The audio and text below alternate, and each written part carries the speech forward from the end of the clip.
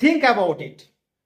If the office is not a prison for officers, if the parliament building is not a prison for members of the parliament, if the shop is not a prison for shopkeepers, if the bank is not a prison for bankers, then why should the home be a prison for women?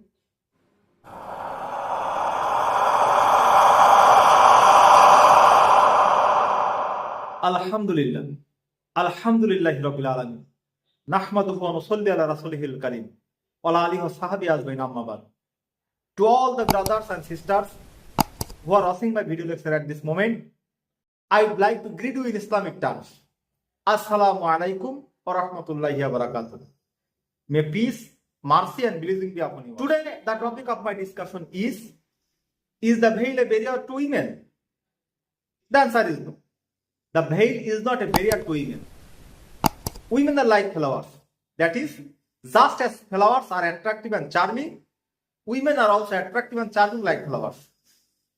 Just as there is a risk of being eaten by goats if a flower garden is not fenced off, similarly, if a woman is born as a woman and does not veil, there is a risk of losing her femininity and chastity.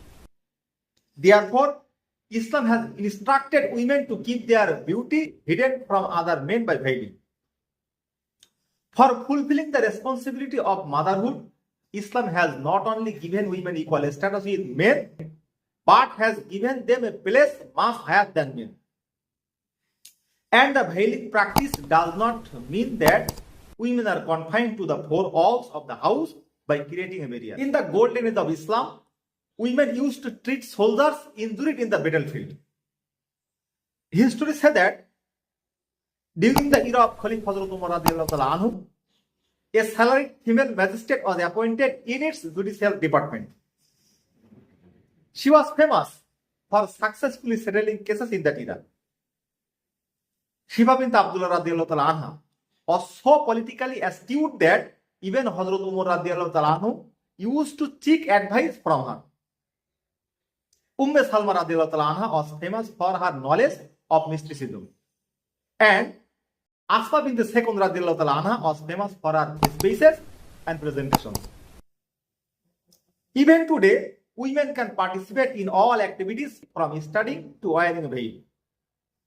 However, many people say that Islam is blocking women in the name of veiling and destroying their freedom. In fact, a woman can enjoy her true rights by following the rules and regulations of Islam.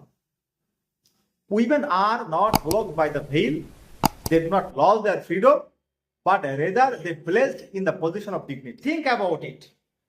If the office is not a prison for officers, if the parliament building is not a prison for members of the parliament, if the shop is not a prison for shopkeepers, if the bank is not a prison for bankers, then why should the home be a prison for women? Yet the best place for women is the home.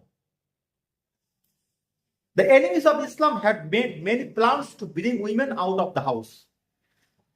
The result of these plans is all the slogans. Hot house, hot guru. Or, I will not listen to my husband, I will not stay in a closed house, etc.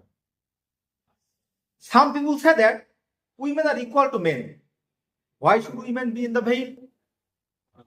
However, biology says that women are a symbol of weakness. Therefore, it is the nature of a wife to be in the corner of her husband's house. The nature of fish is to be in water. Now, if you ask why fish stay in water, this will be a ridiculous question.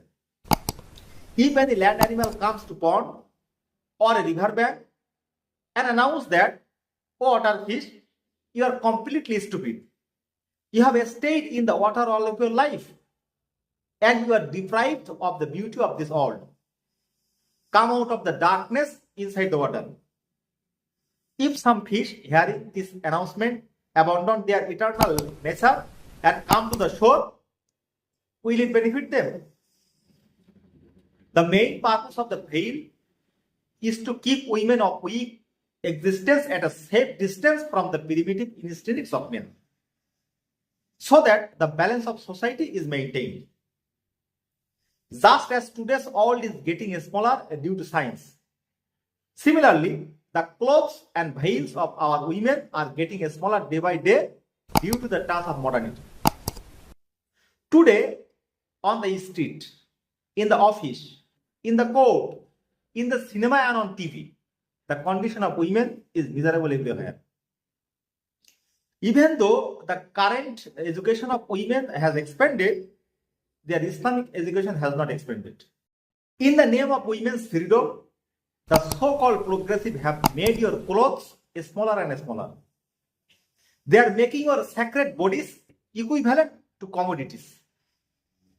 I want to tell my male brothers, let's wear veil.